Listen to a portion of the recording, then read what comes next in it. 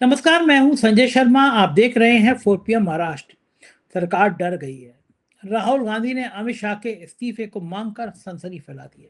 दैनिक भास्कर के राजनीतिक संपादक केपी मलिक ने विस्तार से इस राजनीति को बताया है। ध्यान से सुनिए। 4 PM न्यूज नेटवर्क में बहुत बहुत स्वागत है आपका। हार्दिक अभिनंदन केपी मलिक साहब, सलाम। बहुत बहुत धन्यवाद संजय जी, आपको भी बहुत बहुत नमस्कार, आदाब। आज आपने जो है वो नेताजी वाली जैकेट पहनी है, मुझे देखकर मुलायम सिंह जी की याद आ गई है। उनकी जैकेट कुछ ऐसी रहती थी, तो मुझे लग रहा है आज आप लखनऊ में, मुंबई में नहीं है, आपको वो ये लखनऊ का रंग है जी। नहीं, मैं बाकायदा मुंबई में ही हूँ। वो असल में हाँ, निशिकांत दुबे ने नेहरू जी को बहुत गालियां दी थी, तो मुझे आज नेहरू जैकेट याद आई। तो नहीं निशिकांत गाली नहीं दुबे दी है जो उन्होंने, ना ना ना, नहीं नहीं अय्याश। गाली नहीं दी है। हाँ, अय्याश कहा है और उस पर देखिए, अब आपने यही से बहस शुरू कर दी है। उन्होंने नेहरू को अय्याश संसद में कहा है और स्पीकर को कोई दिक्कत नहीं है। और राहुल गांधी अगर इडियट का शब्द प्रयोग करते हैं, जो किसी से संबोधित भी नहीं कर रहे हो, किसी से जोड़ भी नहीं रहे इडियट को, उस पर स्पीकर को और पूरी भाजपा को, पूरी सरकार को आपत्ति हो जाती है। तो आप ये निशिकांत दुबे जी की विद्वत्ता पे सवाल खड़े मत करिए प्लीज। अच्छा बताइए कि नेहरू ने इनका बिगाड़ा क्या? डंडा लेके मोदी जी को सपने में नेहरू नेहरू नजर आते हैं। इन्होंने कभी डिस्कवरी ऑफ इंडिया पढ़ी नहीं है, नेहरू के योगदान को पढ़ा नहीं है। आज ये जो माल बेच रहे हैं, अगर नेहरू बनाते नहीं तो बेच नहीं पाते। ये जितने आईआईटी है, जितने एम्स हैं, जितने बड़े कारखाने हैं, जिस देश में सुई नहीं बनती थी, उस देश को नेहरू ने कहाँ से कहाँ ला के खड़ा कर दिया। निशिकांत दुबे को कौन सी किताब पढ़ाई जाए जो इनको समझ में आए कि एयरपोर्ट पे रात में अंधेरे में जब हवाई जहाज उड़ नहीं सकता, घुस के बदतमीजी करना, बदसलूकी करना, झूठे बयान देना, फिर माफी मांगना, अखिलेश यादव पे बयान दे देना, फिर माफी मांगना, नेहरू जी को अपशब्द कहना। बेचारा बंदर की तरह दौड़ लगा रहा है निशिकांत दुबे, तब भी उसको मंत्री नहीं बनाया जा रहा। अब दूसरी एक बड़ी सनसनी बात पता चली है मुझे। निशिकांत दुबे जी के एक भाई साहब हैं, मुंबई में रहते हैं, और मुझसे आज कोई कह रहा था कि ईडी के नाम पे बड़ा खेल हो रहा है। मैं बिल्कुल, मेरे पास सबूत नहीं है, निशिकांत जी मुकदमा मत कर देना मुझ पे। लेकिन अमित शाह जी, आपके लिए ये संदेशा है, ये आपके दुलारे निशिकांत दुबे के भाई मुंबई में हैं या नहीं, इसकी पड़ताल करा लीजिए। पिछले दिनों गुजरात के कुछ व्यापारियों के ईडी के नाम पे कुछ खेल हुआ नहीं हुआ, इसकी जांच करा लीजिए। मैं फिर कह रहा हूं, मेरे पास कोई सबूत नहीं है, लेकिन मुंबई के बड़े गंभीर किस्म के लोगों ने मुझे बताया कि भ्राताश्री ईडी के नाम पर कुछ खेल खेल रहे हैं। तो इधर खेल खेला जा रहा है, उधर पार्लियामेंट में नेहरू को अय्याश किया जा रहा है। तो नेहरू को अय्याश कह के मुंबई में ईडी के नाम पर के खेल, ये सब जारी रह सकता है क्या केपी मलिक साहब? देखिए संजय जी, ऐसा है कि मुगल आए, उन्होंने लूटा भारत को, इसमें कोई दो राय नहीं। मैंने कल भी सुनाया था किस्सा। लेकिन वो ताजमहल बना गए गलती से, आज भी लोग ताजमहल देखने आते हैं और कुछ आमदनी ही करवाता है ताजमहल हमारी, और दुनिया के लोग भी प्रभावित होते हैं। उसके बाद अंग्रेज आए, उन्होंने लोहे के पुल बनवाए, हावड़ा ब्रिज बनाया, दिल्ली में इतना बढ़िया बनाया, हमारी पार्लियामेंट बनाई, हमारे मंत्रालय बनाए। हालांकि मोदी जी ने वो चेंज कर दिए। और उसके बाद नेहरू आए, तो नेहरू ने आईआईटी बनाई, नेहरू ने बांध बनाए, नेहरू ने कुछ सड़कें बनाई, नेहरू ने कुछ इंडस्ट्री बनाई। अब ये इनको दिक्कत ये हो रही है कि अब इनकी विदाई का जो समय आ रहा है, इन्होंने कुछ बनाया नहीं, उनको बेचा और तोड़ने का काम किया है। लेकिन अगर इनसे पूछे कोई, इन्होंने बनाए, अंधभक्त बनाए इन्होंने ऐसा करिश्मा दिया है जो आने वाले 100 साल तक लोग याद रखेंगे। संजय जी, आज पे अगर हम गंभीर चर्चा करते हैं, और ये जो महत्वपूर्ण विषय है आज का, जो हमने पार्लियामेंट में कल और आज देखा है। कल जैसे कि हमने चर्चा की थी, हमने बताया था आपको कि हमारे महामानव प्रधानमंत्री जी पार्लियामेंट के प्रांगण में आए और मंगल मिलन समारोह में उन्होंने जो है अपनी उपस्थिति देकर सारे सांसदों को कृतार्थ किया, और जो एनडीए के दूसरे उनके समर्थक दल हैं उनको भी आशीर्वाद दिया सांसदों को। हमारे एक वेस्टर्न यूपी के बड़े पार्टी के एक मंत्री हैं, उन्होंने विशेष तौर पर जो है आशीर्वाद लिया। इस तरह की चर्चाएं भी हमारे यहाँ चल रही हैं और बम है लोग। दूसरी बात संजय जी ये है कि हाउस में जहां एक बहुत ही सीरियस, बहुत ही गंभीर चर्चा सदन में चल रही है, बच्चों के मामले को लेके, उनके लाठीचार्ज के मामले को लेके, शिक्षा को कैसे सुधारा जाए, शिक्षा में पर्चे लीक हो रहे हैं, युवा को सड़कों पे आना पड़ा, उसमें सुधार के लिए गंभीर चर्चा सदन में चल रही है और हमारे जो है महामानव जी गायब है।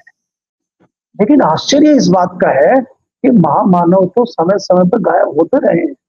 चाहे नोटबंदी के मामले पे जब वो गिर गए हो तो गायब हो गए थे बीच में, जब वो प्रकट हुए थे गोवा में, उन्होंने कहा था भाइयों मुझे सिर्फ 50 दिन का समय दे दो। वो 50 दिन क्या, हो तो 50 महीने भी गुजर गए। उसके बाद आपको याद होगा जो दूसरी लहर आई थी कोरोना की, और जब उनके कंट्रोल से चीजें बाहर हो गई तो गायब हो गए थे। बीच में आपने पिछले सेशन में देखा कि जब मामला गिर गया तो गायब हो गए थे सदन से, और उनको महिलाएं सांसद जो है काट लेंगी, हमारे स्पीकर जी ने कहा था। अब ये तीसरा मौका है जब महामानव गायब है। लेकिन इसमें अनोखी बात क्या है?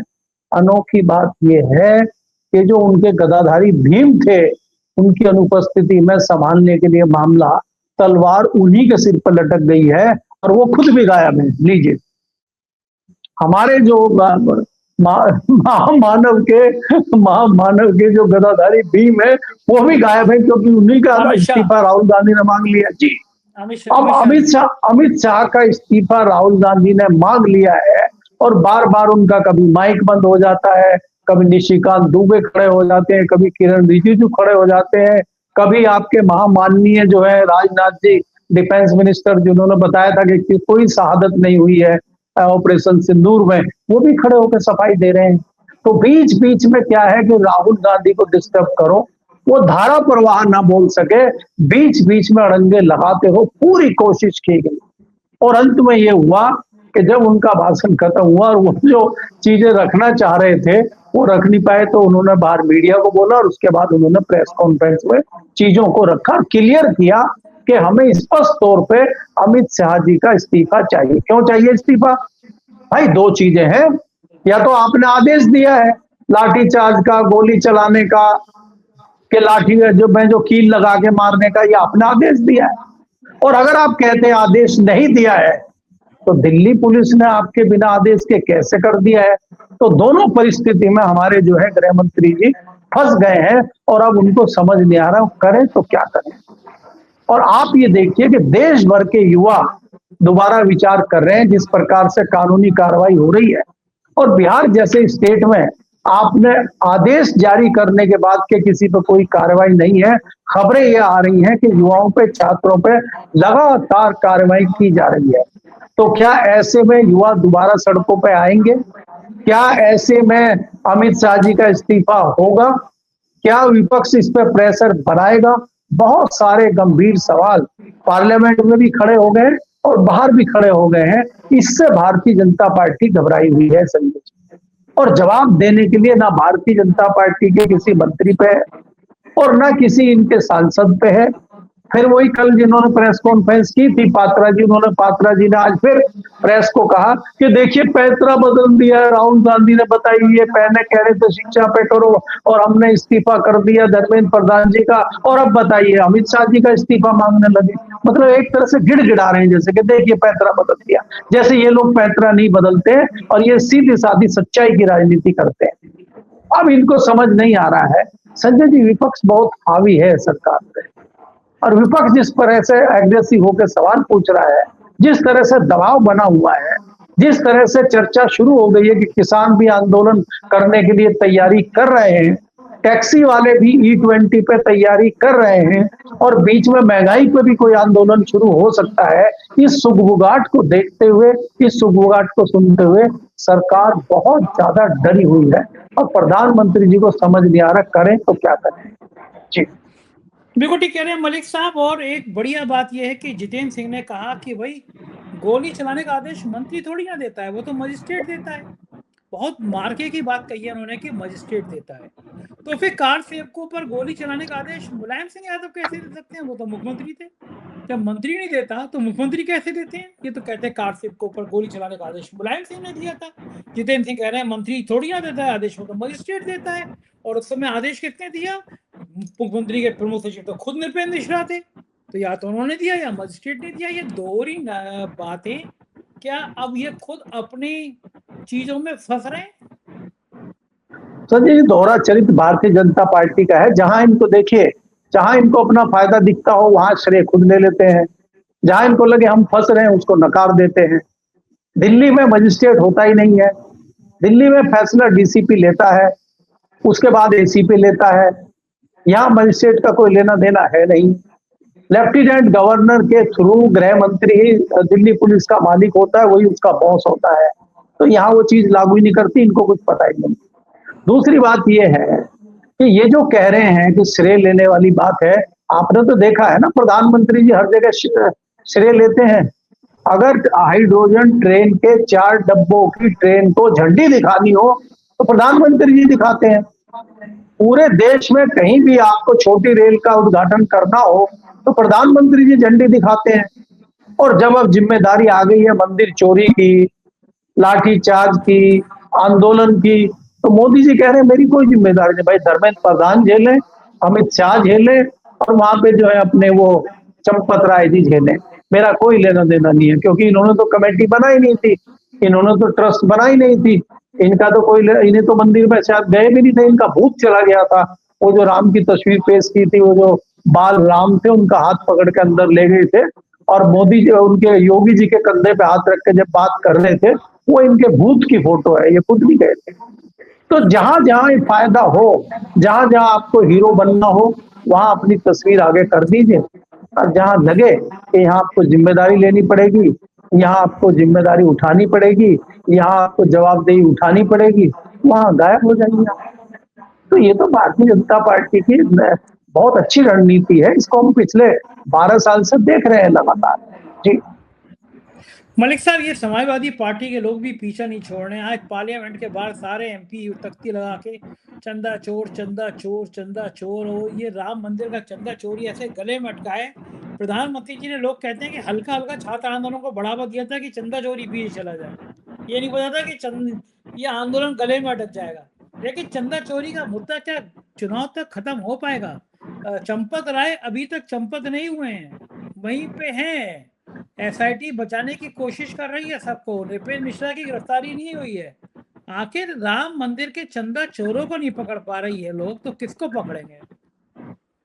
नहीं संजय जी, देखिए राम मंदिर की चोरी का जो मुद्दा है, वो समाजवादी पार्टी के लिए विधानसभा चुनाव में ब्रह्मास्त्र सिद्ध होगा। और भारतीय जनता पार्टी को अगर बड़ा डेंट लगेगा तो वही मुद्दा वहां रहेगा। और आप अगर इस गलतफहमी में हैं कि चंपत राय जी अरेस्ट होंगे, चंपत राय जी जेल जाएंगे, तो ये भूल जाएंगे। देखिए एक चीज मैं संजय जी निश्चित रूप से कह सकता हूं, चंपत राय के भाई अभी भी बिजनौर जिले के चांदपुर में रहते हैं, उनकी परचून की दुकान है, तो वहां तो चोरी का माल गया नहीं है। अगर चंपत राय जी ने चोरी करके अपने घर माल दिया नहीं है, शादी उन्होंने की नहीं है, बच्चे उनके हैं नहीं, तो माल कहाँ गया?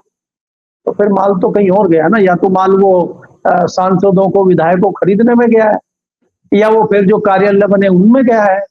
तो भाई चंपत राय जी अकेले क्यों फंसेंगे? फिर हम तो जाएंगे सनम, लेकिन आपको भी ले डूबेंगे। तो वो वाला जो उनका जुमला है, उससे ये डरे हुए हैं। ये आंच प्रधानमंत्री और गृह मंत्री तक पहुंचेगी अगर चंपत राय जाते हैं तो। धर्मेंद्र प्रधान राजनीतिक व्यक्ति हैं, धर्मेंद्र प्रधान केंद्रीय मंत्री थे, और धर्मेंद्र प्रधान को भी हटाया कोई ऐसे नहीं गया है कि डांट के प्रधानमंत्री ने डांट लगाई हो और हटा दिया हो, चलिए हटिए आपका कुर्सी खाली, ऐसे नहीं है। उनको पुचकारा गया है कि देखिए अभी आप हट जाइए, और जहां से आप हट रहे हैं उससे बड़ा ही आपको मिलेगा। और संजय जी, मुझे कोई आश्चर्य नहीं होगा कि आने वाले समय में उनको उड़ीसा का मुख्यमंत्री बना दिया जाए, आने वाले समय में उनको कोई बहुत दूसरा महत्वपूर्ण मंत्रालय दे दिया जाए, क्योंकि इनकी बेशर्मी की पराकाष्ठा कितनी है उसका अंदाजा आपको है। तो ये कुछ भी कर सकते हैं, ये बेशर्म लोग हैं। आप ये देखिए कि खाली एक शिक्षा मंत्री के बदलने से क्या बदल गया, क्या मिला छात्रों को, क्या हो गया इसमें? बात छात्रों ने भी मुझे लगता है कहीं ना कहीं गलती इसमें की है। और आज सुबुगाट हल्की सी ये भी संजय जी चली है कि ये जो 2 लड़के प्रवक्ता उनके थे, और जो है मंत्री से बात करने गए, नड्डा से बात करने गए, जितेंद्र सिंह से बात करने गए, और इतनी जल्दी क्या हो गई थी कि वहीं तुरंत पत्र ज्वाइंट प्रेस कॉन्फ्रेंस कर दी, और जो पीछे से कान में नड्डा जी बता रहे ये बोलो, उधर से जितेंद्र सिंह कान में बोल रहे ये बोलो, इतनी क्या जल्दी थी? आपने क्यों नहीं कहा कि भाई हम जो है जंतर मंतर पे जाके, और हमारे जो अध्यक्ष हैं दीप के जी, उनसे बात करके, और दूसरे सहयोगी दल है उनके भी तो थे ना, वहां पे एक लड़की धरना दे रही थी, वो भी आमरण अनशन पे थी, वो भी किसी ऐसा संगठन की है, तो हम इनसे चर्चा करेंगे और तब फैसला लेंगे। आपको बात ये हुई थी कि मंगलवार को आपको लिखित में दिया जाएगा, अभी तक आपको लिखित में नहीं मिला। तो आनंद फानंद में जिस प्रकार से ये आंदोलन खत्म किया गया है, इनकी विश्वसनीयता भी सवाल खड़े हो गए हैं। तो ये भी चर्चाएं चल रही है कि ये क्या मामला हुआ है। छात्र अभी शांत नहीं बैठा है संजय जी, और छात्रों के ऊपर लगातार चुपचाप कार्रवाई कर रही है पुलिस और प्रशासन। आज मेरी बेटी ने बताया, जैसे कि हमारी आपकी चर्चा हुई थी, मेरी बेटी ने ये कहा कि मेरे कई फ्रेंड्स को कॉल आ गए हैं और कई फ्रेंड्स को थाने बुलाया गया है। हमने कहा कैसे?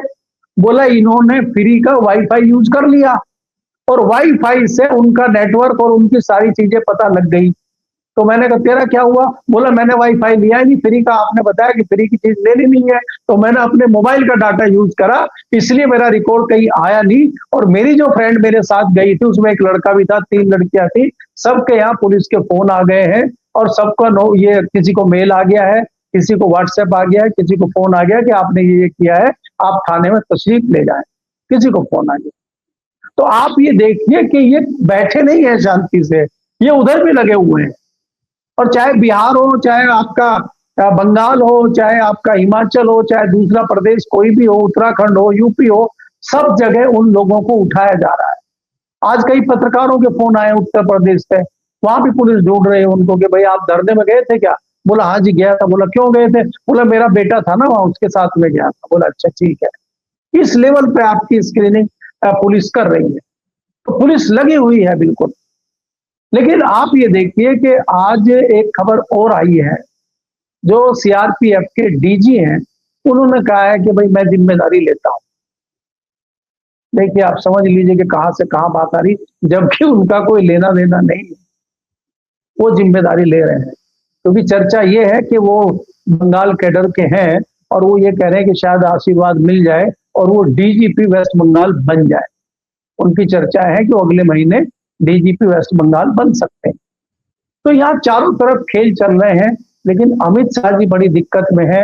वो कैसे सदन में जाएं, कैसे उनको लोग बचाएं, क्योंकि बचाने वाले भी पस्त हो चुके हैं। बचाने वालों मैंने देखा जिस प्रकार से बांसुरी जी ने जो है अपनी बांसुरी बजाई, उसमें से तान निकली नहीं सही वाली। अनुराग ठाकुर कुछ बोल नहीं पाया। अनुराग ठाकुर जो है वो खाली अखिलेश जी का चिट्ठा लेकर बैठ गए, मुलायम सिंह जी का लेकर बैठ गए।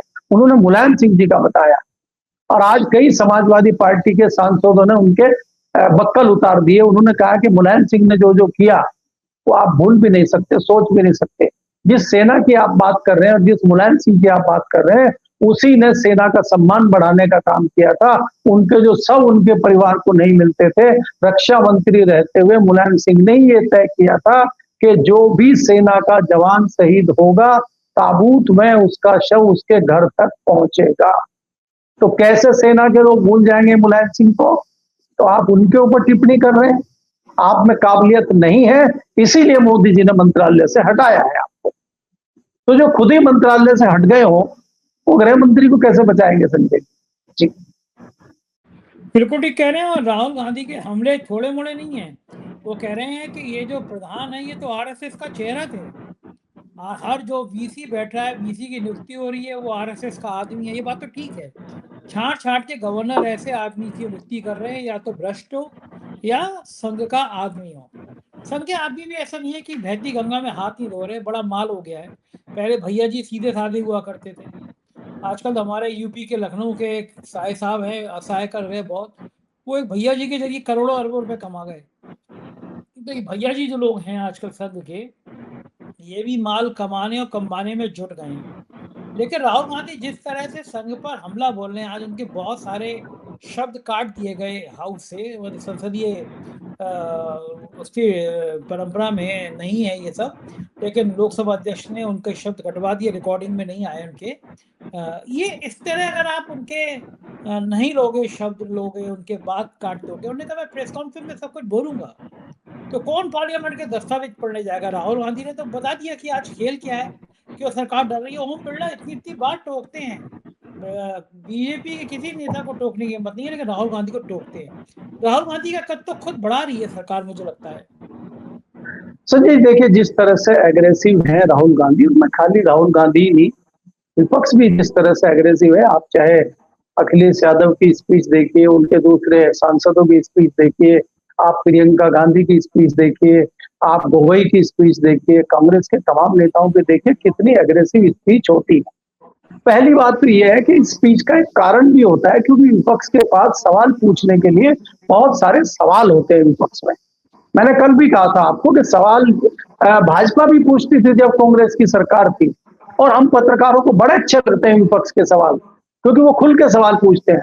सरकार में सवाल नहीं पूछ सकते, सरकार में आपको जवाब देने पड़ते हैं, सरकार में आपके ऊपर तमाम आरोप होते हैं। तो आज उसी प्लेटफॉर्म पे भारतीय जनता पार्टी खड़ी हुई है। दूसरी बात यह है कि वाजिब है सवाल। जो आज सबसे बड़ा सवाल राहुल गांधी संसद के पटल पे पूछ रहे हैं, वो सवाल ये है कि भाई आप स्पष्ट कीजिए अमित शाह जी कि आप किधर हैं। भाई या तो आप कह दीजिए कि मैंने आदेश दिया है, मैं अपना माफी चाहता हूं, मेरे से गलत आदेश दिया गया, मैं देश के युवाओं से माफी चाहता हूं और उनके बच्चों के पेरेंट्स से माफी चाहता हूं, देश से माफी चाहता हूं, मेरे से गलत आदेश दिया गया। और अगर आप कहते हैं कि मैंने आदेश नहीं दिया, तो अगर आपने आदेश नहीं दिया और दिल्ली पुलिस आपके बिना आदेश के कार्य कर रही है, तो इसका मतलब आप पुलिस आपकी सुन नहीं रही है, तो आप जिम्मेदार व्यक्ति नहीं है, तो आपको तत्काल इस्तीफा देना चाहिए। तो आप तो दोनों परिस्थिति में इस्तीफे पे खड़े हैं। तो ये जो सवाल है जबरदस्त राहुल गांधी का, इससे भाजपा घबराई हुई है, सरकार घबराई हुई है। तो राहुल गांधी कंटिन्यू ना बोल पाए, उनका तारतम्य ना बना रहे, उस तारतम्य को तोड़ने के लिए बीच बीच में सरकार के क्रांतिकारी सांसद खड़े हो जाते हैं और उनको डिस्टर्ब किया जाता है, और रही सही कसर जो है वो स्पीकर साहब पूरी कर देते हैं। जैसा कि मैंने कहा, जब निशिकांत जी बता रहे हैं नेहरू की जो है वो नेहरू की चीजें बता रहे हैं, नेहरू का महिमा गान कर रहे हैं, तब स्पीकर जी मुस्कुरा रहे हैं। और जैसे ही इधर राहुल गांधी कुछ बोलने की बात करते हैं, तो फिर वो अमर्यादी संस्था शब्द, अमर्यादा, सभियों को शब्दों की मर्यादा रखिए, आसंदी का ख्याल रखिए, वो तमाम ज्ञान उनको देने लगते हैं। तो इसलिए राहुल गांधी ने कहा कि मुझे बोलने नहीं दिया जा रहा है। उन्होंने सदन के बाहर आके भी पत्रकारों से कहा, और उसके बाद उन्होंने प्रेस कॉन्फ्रेंस की, और प्रेस कॉन्फ्रेंस में उन्होंने दूध का दूध और पानी का पानी कर दिया। आप देखिए ना, हाउस आज इतनी जल्दी एडजन क्यों कर दिया? उसमें क्या दिक्कत थी? कल आप रात तक चला रहे हैं 11 बजे तक, आज आपने 3 बजे ही एडजन कर दिया। क्यों नहीं आए प्रधानमंत्री, गृह मंत्री? अब वो रात भर तैयारी करेंगे। मोदी जी जो मन की बात में जो लिखते हैं या लिखवाते हैं, तो वो टेलीप्रॉम्प्टर तैयार किया जा रहा है, और उस पे जो है, क्योंकि पार्लियामेंट के अंदर तो टेलीप्रॉम्प्टर लगा नहीं पाते, वो कागज पे लिख के लाते हैं। तो अभी ये हो रहा है कि भैया कैसे इतनी लंबी स्पीच दी जाए, क्या दिया जाए, कहीं गलती ना हो और राहुल गांधी और दूसरे विपक्ष के लोग मेरी हूटिंग ना कर दे, ऐसी कुछ तैयारी कीजिए। आज भी उनको रात भर नींद आने वाली नहीं है, तो तैयारी में लगे होंगे, क्योंकि अगर कल आते हैं और उनको कुछ बोलना है तो परिस्थितियां बहुत विकट हैं संजय जी, सरकार के लिए भी, प्रधानमंत्री के लिए भी और गृह मंत्री के लिए भी। जी बिल्कुल ठीक कह रहे हैं, हालात यही हैं। बहुत बहुत शुक्रिया मलिक साहब, आपने बातचीत की, थैंक यू। ये थे केपी मलिक जी, और आपने अगर पार्लियामेंट के भाषण सुने होंगे तो आप समझ गए होंगे कि ये सरकार कितनी डरी है, कितनी भयभीत है। इन नौजवानों ने पूरा सीन ही बदल दिया देश की राजनीति का। आपका क्या सोचना है? क्या मानते हैं आप मेरी बात को? कमेंट करके जरूर बताइएगा, चैनल को सब्सक्राइब करिएगा। शुक्रिया, थैंक यू।